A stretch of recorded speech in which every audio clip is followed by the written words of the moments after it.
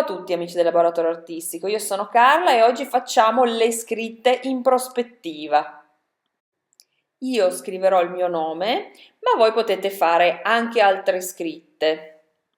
Allora, io prima faccio la scritta in stampatello normale con la matita, poi vado a fare a raddoppiare, diciamo, a fare uno spessore per poter inserire una decorazione all'interno della scritta. Se volete, ho già fatto un altro tutorial che insegnava a fare delle scritte, dei nomi divertenti con i pennarelli. Non aveva la prospettiva quel tutorial, ma potete guardare quello là e diciamo mescolare le idee, frullare un po' le idee per fare una cosa ancora più originale. Quindi io vado per prima cosa a decorare la mia scritta con i pennarelli. Quando sono soddisfatta della mia scritta faccio un puntino, io l'ho fatto sotto, abbastanza al centro, ma posso farlo anche sopra o negli angoli, che mi servirà come centro, punto centrale della nostra prospettiva. Poi vado a segnare le linee che dalla base della mia scritta vanno a quel puntino. Devo essere un pochino precisa perché se no, anche se le segno con la matita, quindi andrò poi ancora a colorarle col pennarello, quindi posso ancora correggere. Se non sono precisa, verrà un gran pasticcio perché poi tutte le mie righe devono convergere a quel punto lì.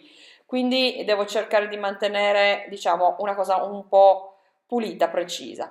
Quando ho fatto tutte le righe, comincio dalla parte sotto e io faccio un movimento del pennarello non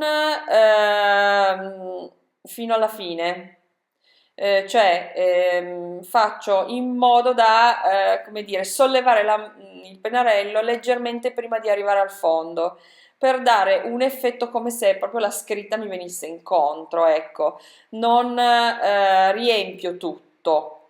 Comincio innanzitutto a fare le parti più esterne e poi andrò a inserire le righe all'interno per dare proprio l'effetto prospettiva che sembra quasi che la mia scritta si stia muovendo.